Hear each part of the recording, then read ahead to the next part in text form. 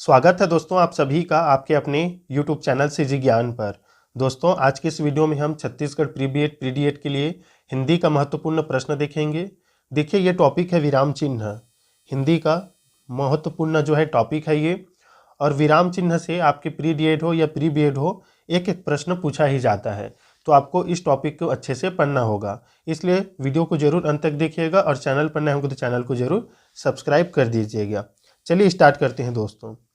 देखिए विराम का अर्थ है, तो पहला बात है इसमें विराम का अर्थ क्या होता है। तो विराम का अर्थ होता है दोस्तों ठहरना। अगर हम कोई भी एक वाक्य को पढ़ रहे हैं तो वाक्य में समझ तभी आएगा जब हम बीच बीच में रुकेंगे कि कहाँ पर रुकना है कहाँ पर नहीं रुकना है, ये हमें पता चलता है विराम चिन्ह के माध्यम से। तो विराम का अर्थ है दोस्तों ठहरना। ये भाषा के आवश्यक अंग है, क्योंकि लिखित भाषा में अर्थ की स्पष्टता विराम चिन्हों से ही होती है। भाषा की सुस्पष्टता का एवं अर्थ की उचित अभिव्यक्ति के लिए विराम चिन्ह अत्यावश्यक है। इनके अभाव में भाषा अपूर्ण है। एक उदाहरण से हम इसे समझते हैं। देखिए विराम चिन्ह क्यों आवश्यक है और इसका उपयोग कहाँ कहाँ पर होता है हम इसे देखेंगे, लेकिन इससे पहले हम एक उदाहरण देखते हैं जो कि महत्वपूर्ण है। देखिए यहाँ पर लिखा है रोको, फिर यहाँ पर अल्प विराम है, फिर मत जाने दो, जिसका अर्थ होता है अर्थात रोकना है, जाने नहीं देना है। क्योंकि रोको मत जाने दो, रोकना है जाने नहीं देना है, ये एक हो गया। दूसरा देखो यहाँ पर रोको मत जाने दो, अब इसका अर्थ होता है रोकना नहीं है उसे जाने देना है। देखिए ये जो विराम चिन्ह है अल्प विराम चिन्ह, उसके इधर से इधर मतलब आगे पीछे प्रयोग से जो है अर्थ का अनर्थ हो जाता है, कुछ भी अर्थ जो है निकल जाता है। तो इसे हमें समझना है। दोनों देखिए रोको मत जाने दो, रोको मत जाने दो, अगर हम सिंपल तरीके से पढ़ेंगे तब, लेकिन अब अगर हम अल्प विराम का को ध्यान में रखकर पढ़ेंगे तो इसका अर्थ दूसरा हो जाता है। रोको मत जाने दो, रोको मत जाने दो, तो दोनों का अर्थ अलग होता है। ऊपर लिखे गए दोनों वाक्यों में शब्द एक से हैं, केवल अल्प विराम का स्थान बदल दिया गया है, किंतु दोनों वाक्यों का अर्थ एक दूसरे के विपरीत हो गया बदलने पर। हिंदी में विराम चिन्ह के प्रयोग को सरस्वती पत्रिका के संपादक आचार्य महावीर प्रसाद द्विवेदी ने प्रोत्साहित किया। उन्होंने लेखकों और कवियों को विराम चिन्हों की महत्ता से अवगत कराया है। तो देखिए हमारे लिए इम्पोर्टेंट क्या है इसे हमें देखना है, और आपके एग्जाम में पूछा जाता है आपको विराम चिन्ह को जो है या जितने भी चिन्ह है उसे हमें याद रखना है। तो देखिए पहला है अल्प विराम। देखिए अल्प विराम को किस प्रकार से चिन्ह से डिनोट किया जाता है, तो सिर्फ ऐसे, ये अल्प विराम का है जिसे बोलते हैं अंग्रेजी में कॉमा। अर्ध विराम, अर्ध विराम में देखिए एक बिंदु रहेगा फिर ऐसे रहेगा, ये अर्ध विराम है, इसे बोलते हैं सेमी कॉलन। पूर्ण विराम ये तो पता ही है, फुल स्टॉप। प्रश्नवाचक चिन्ह, विस्मयादि बोधक चिन्ह, देखिए ये सभी जो चिन्ह है इसे आपको याद रखना है। देखिए योजक चिन्ह, जोड़ने वाला चिन्ह को योजक चिन्ह बोलते हैं। जैसे सुख और दुख के बीच में लिखा जाएगा तो इस प्रकार से इसे दिया जाएगा योजक चिन्ह को। निर्देशक चिन्ह, जैसे कुछ हम एक्सप्लेन करते हैं डैश करते हैं तो वो है, तो आप इसे याद रखिएगा, स्क्रीनशॉट इसका ले लीजिएगा दोस्तों, इंपॉर्टेंट है, कॉपी में नोट करके रखे रहिएगा। यह देखिए विवरण चिन्ह, इसमें हम पूरा एक्सप्लेन, जैसे दीर्घ उत्तर लिखते हैं तो कोई टॉपिक रहता है उसका हम पूरा एक्सप्लेन करते हैं, इसे बोलते हैं कॉलन डैश। ये निर्देशक है निर्देश देने के लिए, ये विवरण चिन्ह है। देखिए उद्धरण चिन्ह, कोई भी परिभाषा जो है इसके बीच में लिखा जाता है, इन गैप के बीच में, या कोई शब्द जो महत्वपूर्ण होता है। कोष्ठक चिन्ह, देखिए कोष्ठक चिन्ह ब्रैकेट से तो पता होगा। संक्षेप चिन्ह ये बिंदु है डॉट। हंसपद चिन्ह, देखिए हंसपद चिन्ह इस प्रकार से नहीं होता, ये लैम्डा नहीं रहेगा, ये ऐसे रहता है। जिससे कोई त्रुटि हो जाता है तो हम बीच में लिखने के लिए ऐसे यूज़ करते हैं, फिर उसके नीचे शब्द लिख देते हैं, इससे पता चलता है कि वो शब्द वहाँ पर रहेगा। ये है हंसपद चिन्ह, याद रखिएगा, ये नहीं रहेगा, ऐसा रहता है। देखिए लोप सूचक चिन्ह, क्रॉस में रहता है लोप सूचक चिन्ह। पुनरुक्ति चिन्ह ये ऐसे रहता है, और तारक चिन्ह इस प्रकार से। और समाप्ति चिन्ह दोस्तों, कोई भी आप फूल बना देते हैं हम, जैसे कॉपी में बना देते हैं बहुत सारे नीचे में, ये समाप्ति चिन्ह, ये इसका जो है डिजाइन कुछ भी हो सकता है। तो जितने भी आपको ये चिन्ह दिखाई दे रहे हैं हिंदी में नाम इसके, आपको याद करना पड़ेगा और कैसा दिखाई देता है इसको, ये बहुत ही इंपॉर्टेंट है, इसका स्क्रीनशॉट ले लीजिएगा। हम एक और वीडियो लाएंगे विराम चिन्ह का, उसमें और बहुत सारे जो होंगे विराम चिन्ह भी मतलब प्रयोग हुआ होगा। अब ये छोटा सा है, और वीडियो लाएंगे बाद में, उस पर भी देखेंगे ये अभी, लेकिन इतना भी प्रश्न बनता है दोस्तों, ये जितना भी कराया जा रहा है आपके एग्जाम में इतना से प्रश्न बन जाता है, तो आप इसका स्क्रीनशॉट ले लीजिएगा। चलिए दोस्तों कुछ प्रश्न देख लेते हैं जो कि बहुत ही ज़्यादा महत्वपूर्ण है आपके एग्जाम के लिए। देखिए पहला है, नहीं तुम वहाँ नहीं जाओगे, नहीं के बाद कौन सा चिन्ह लगेगा। ये चिन्ह है दोस्तों, इसे याद रखिएगा। अल्प विराम, अर्धविराम, पूर्ण विराम, इनमें से कोई नहीं। और जितना भी प्रश्न कराया जाएगा दोस्तों उसका आंसर आप भी कमेंट में बताइएगा कि आपके हिसाब से कौन सा आंसर सही रहेगा। नहीं तुम वहाँ नहीं जाओगे, नहीं के बाद कौन सा चिन्ह लगेगा, मतलब यहाँ पर कौन सा चिन्ह लगेगा हमें बताना है इस वाले नहीं के बाद। तो देखिए इसका सही उत्तर हो जाएगा ऑप्शन ए, अल्प विराम। याद रखिएगा ऑप्शन ए जो है इसका सही उत्तर हो जाएगा। कहाँ पर लगेगा, तो देखिए यहाँ पर लगेगा नहीं के बाद, यहाँ पर नहीं तुम वहाँ नहीं जाओगे। थोड़ा सा यहाँ पर रुकेंगे बोलेंगे उच्चारण में, तो इस प्रकार से अल्प विराम जो है इसका सही उत्तर हो जाएगा। ऑप्शन ए राइट आंसर रहेगा। चलिए दूसरा प्रश्न देखते हैं। तुम क्या काम करते हो, वाक्य के अंत में कौन सा विराम चिन्ह प्रयुक्त होगा। यहाँ पर हमें बताना है कि कौन सा जो है चिन्ह प्रयुक्त होगा। विस्मयादिबोधक, पूर्ण विराम, प्रश्नवाचक चिन्ह, इनमें से कोई नहीं। तो तुम क्या काम करते हो, वाक्य के अंत में कौन सा विराम चिन्ह प्रयुक्त होगा। तो देखिए सही उत्तर क्या हो जाएगा दोस्तों, प्रश्नवाचक चिन्ह। ऑप्शन सी क्या हो जाएगा, सही उत्तर हो जाएगा। यहाँ पर रहेगा आपका प्रश्नवाचक चिन्ह। तुम क्या करते हो, क्योंकि यहाँ पर पूछा जा रहा है कि तुम क्या करते हो, तो ऑप्शन सी सही उत्तर हो जाएगा। तीसरा प्रश्न देखिए, वाह कितनी सुंदर कविता है में वाह के बाद कौन सा चिन्ह लगेगा। अल्प विराम, अर्धविराम, उद्धरण चिन्ह या विस्मयादिबोधक चिन्ह, बताइए।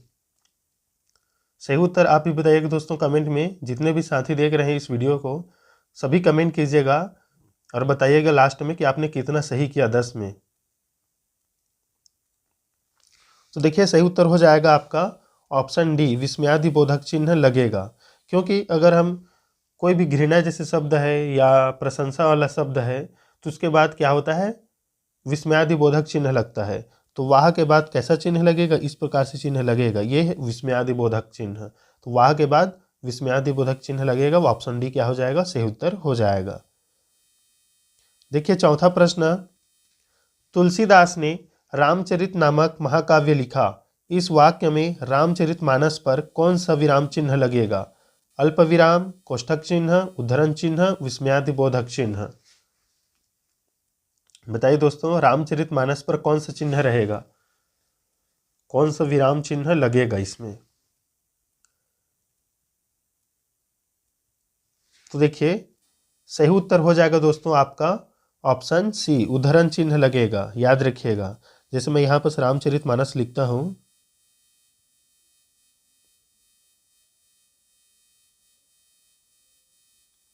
ये रामचरितमानस, तो यहाँ पर इस प्रकार से एक उद्धरण चिन्ह लगेगा, एक वाला है ना, डबल वाला भी होता है, डबल उद्धरण चिन्ह ऐसे, तो इसमें केवल जो है एक ही रहेगा। तो ऑप्शन सी क्या होगा, सही उत्तर हो जाएगा। पांचवा प्रश्न देखिए, शुक्ल जी ने लिखा है बैर क्रोध का अचार या मुरब्बा है, इस वाक्य में प्रयुक्त विराम चिन्ह क्या होगा। उद्धरण चिन्ह पूर्ण विराम, प्रश्नवाचक चिन्ह पूर्ण विराम, विस्मयादिबोधक चिन्ह अल्प विराम या अर्धविराम अल्प विराम, बताइए सही उत्तर क्या रहेगा दोस्तों। शुक्ल जी ने लिखा है बैर क्रोध का अचार या मुरब्बा है, इस वाक्य में प्रयुक्त विराम चिन्ह क्या होगा।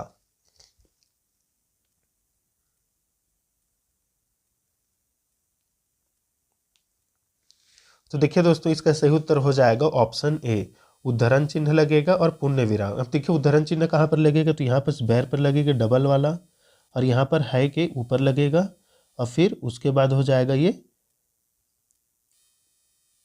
पूर्ण विराम के बाद जो है उद्धरण चिन्ह रहता है। याद रखिएगा पूर्ण विराम भी अंदर रहेगा, तो इस प्रकार से रहेगा। तो ऑप्शन ए क्या हो जाएगा, सही उत्तर हो जाएगा।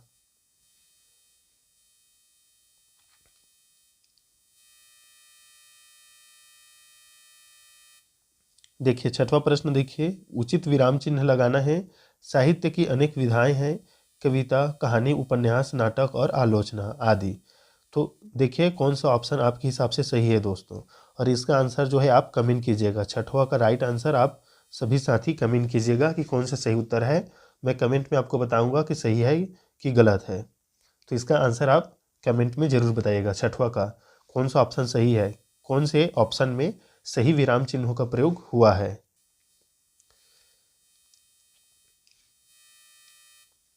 सातवां देखिए,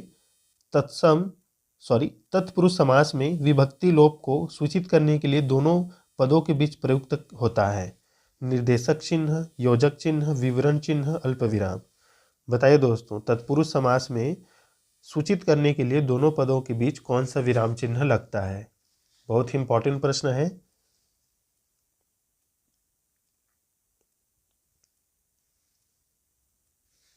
तो देखिए सही उत्तर हो जाएगा दोस्तों योजक चिन्ह। याद रखिएगा ऑप्शन बी सही उत्तर हो जाएगा। जैसे यहां पर है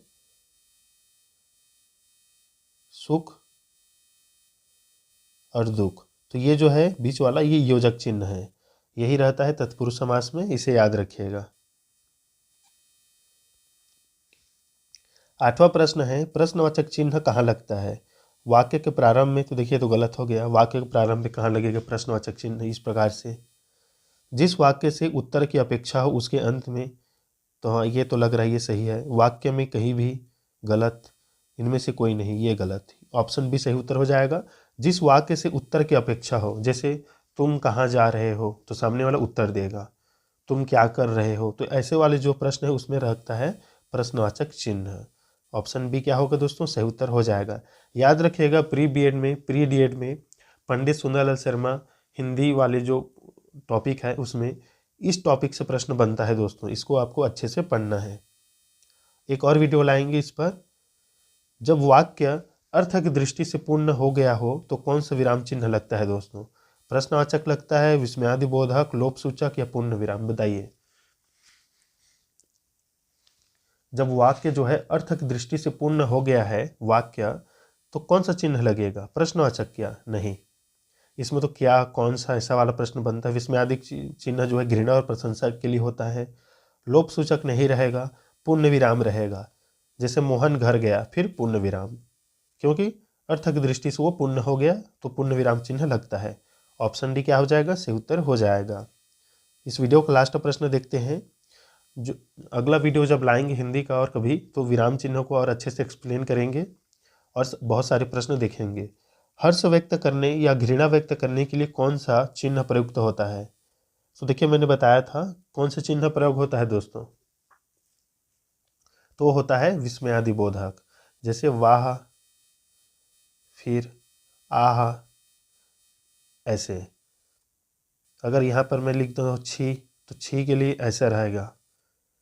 तो वैसे हर्ष और घृणा दोनों के लिए विस्मयादिबोधक चिन्ह प्रयोग होता है। ऑप्शन ए क्या हो जाएगा, सही उत्तर हो जाएगा। तो दोस्तों ये था इम्पॉर्टेंट टॉपिक विराम चिन्ह, बहुत ही महत्वपूर्ण है। इसको आपको जो पहले में हमने जो सारणी देखा है चिन्हों का, चिन्ह कैसे दिखते हैं, उसको आपको याद करना पड़ेगा। वहाँ से प्रश्न बनता है, और कभी कभी ये जो अभी प्रश्न कराए हैं उसमें से भी प्रश्न बनता है। प्री बीएड में और प्री डीएड में एक एक आएगा ही, इसको आपको अच्छे से पढ़ना है। और इस वीडियो को जरूर शेयर कीजिएगा जो भी प्री बीएड प्री डीएड की तैयारी कर रहे हैं। मिलते हैं दोस्तों नेक्स्ट वीडियो में, तब तक के लिए धन्यवाद।